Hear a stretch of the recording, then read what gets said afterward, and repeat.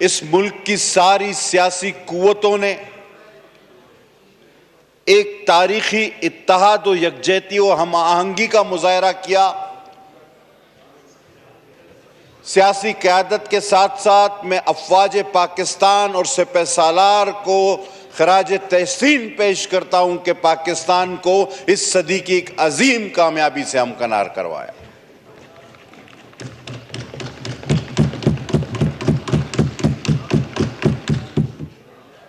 اور قوم پاکستان کا سر،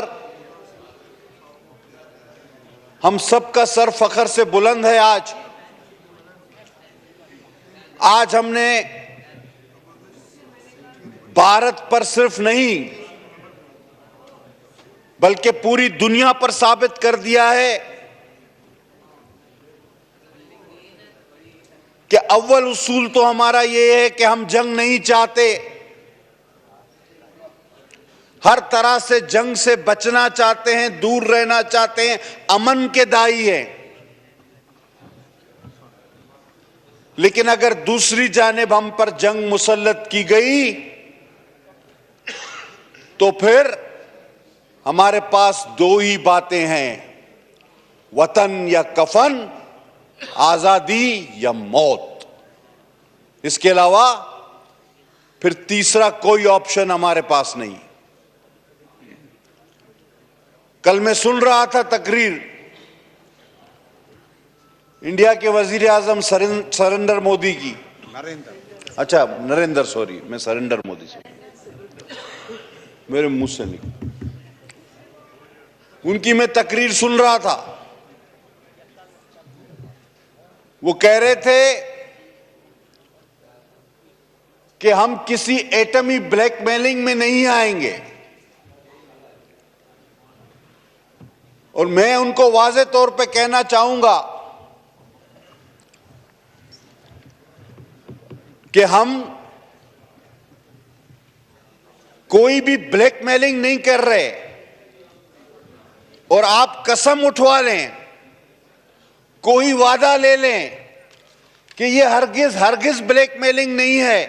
یہ تو سیدھا اور صاف میدان میں رکھی ہوئی بات ہے کہ 1 اور 10 کا ریشو ہے۔ یہ الگ بات ہے کہ یہ جو ایک ہیں یہ اللہ اکبر والے ہیں، یہ نعرہ رسالت والے ہیں، نعرہ حیدری والے ہیں، ورنہ ریشو تو 1 اور 10 کا ہے۔ اگر آپ جو روایت رہی ہے کسی طرح رات کے اندھیرے میں اس مملکت خداداد پر کوئی بڑا حملہ خدا نہ خواستہ کر بیٹھے، تو میں اس صورت میں یہ واضح طور پہ بتانا چاہتا ہوں کہ یہ بلیک میلنگ نہیں ہے، یہ انتباہ ہے، یہ وارننگ ہے کہ پاکستان کو کبھی میلی آنکھ سے نہیں دیکھنا۔ ہاں، دہشت گردی کے ہم بھی خلاف ہیں۔ آپ نے کیا دہشت گردی دیکھی؟ ہم 1,70,000 سے 1,00,000 لوگ مروا بیٹھے، شہید ہو گئے ہمارے لوگ۔ کیا دہشت گردی آپ نے دیکھی؟ ہماری نہ مسجدیں محفوظ آپ کی پروکسیز کی وجہ سے، نہ ہماری امام بارگاہیں محفوظ آپ کی پروکسی کی وجہ سے۔ مختلف تحریکیں، کراچی کا امن تباہ، دہشت گرد گروپ، ٹارگٹ کلرز، سب کا تانا بانا دیکھیں تو آپ سے جا کے ملتا ہے۔ دہشت گردی کا الزام تو ہمیں آپ پر لگانا چاہیے، اور ہمارے پاس تو ثبوت بھی ہیں، اور آپ نے تو ہماری آزادانہ تحقیقات کی پیشکش کو بھی مسترد کیا کیونکہ آپ کے پاس کوئی ثبوت نہیں تھا۔ تو اگر دہشت گردی کے ثبوت چاہیے اور آپ کی کرائی ہوئی دہشت گردی کے ثبوت چاہیے تو وہ ہم سے لیں۔ یہ شہدا کی جو تمہاری پروکسیز کی وجہ سے ہوئی تو وہ اب 1,00,000 تک پہنچنے والی ہیں۔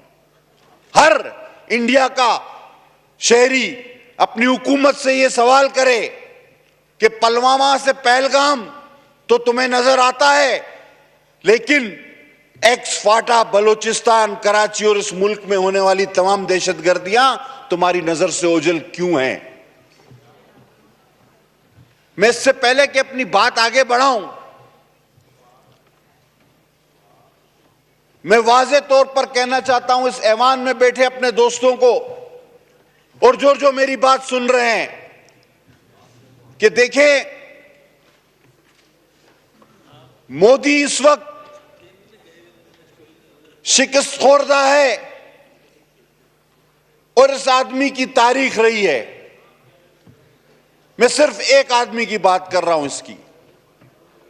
آپ گجرات دیکھیں یا دوسرے واقعات پہ اس کی مہم جوئی دیکھیں، یہ اپنی سیاسی شہرت کے لیے ہمیشہ لاشیں مانگتا ہے، لاشوں پر سیاست کرتا ہے،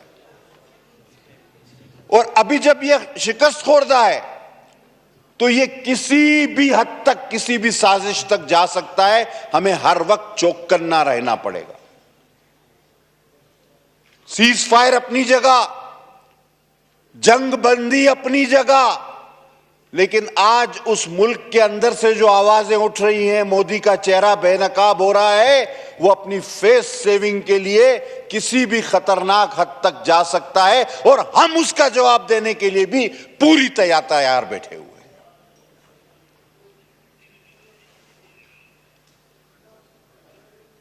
پاک فوج زندہ باد، کمال کیا، بڑا ناز تھا رافیل پہ۔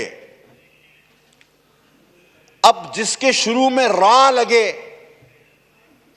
تو اس نے تو فیل ہونا ہی ہے،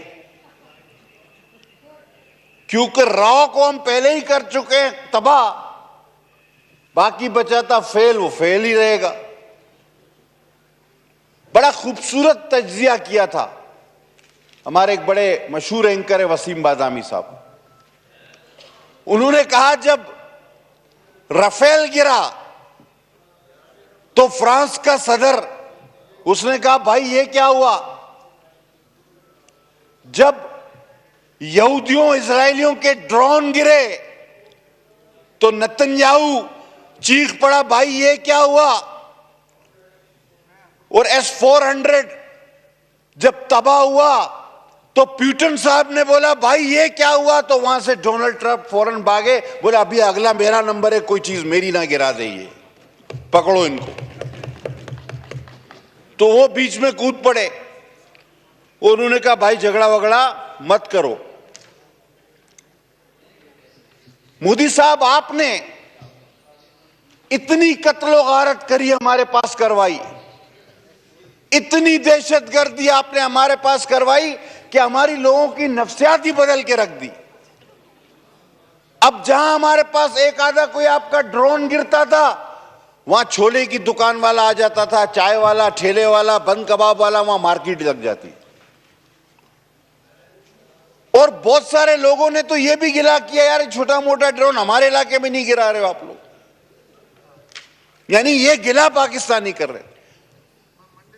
او مودی صاحب آپ ہم سے لڑنے کی بات کرتے ہو، ہم کو تو اس وقت تک چین نہیں آتا شادی میں جب تک فائرنگ کر کر کے ہم دولہے کو گرفتار نہ کروائیں، یا کسی پڑوسی کو گولی نہ مار دے، یا کسی بھاراتی کو گولی نہ لگے۔ ہم کو تو ایسا بنا دیا آپ نے، ہم تو اپنی شادیوں میں بھی یہ کرتے پھرتے۔ آپ نے ہماری نفسیات کے ساتھ گزشتہ 30 سال سے 40-50 سال سے جو پروکسیز کی ہیں، آپ نے ہمیں خود ناقابل تسخیر بنا دیا۔ اللہ نے بنایا، اس کے بعد تمہارا بھی اس میں بڑا حصہ ہے۔ اور یہ کھلونے، چاہیے S-400 ہو، رافیل ہو، سر یہ پرزے چلانے کے لیے دل گردہ جگرا چاہیے، یہ کوئی چھوٹا موٹا طیارہ نہیں تھا، یہ سسٹم اربوں ڈالر کے کوئی چھوٹے موٹے چیزیں نہیں تھی، لیکن چلانے کے لیے بھی تو دل گردے والا کوئی بہادر شخص چاہیے نا۔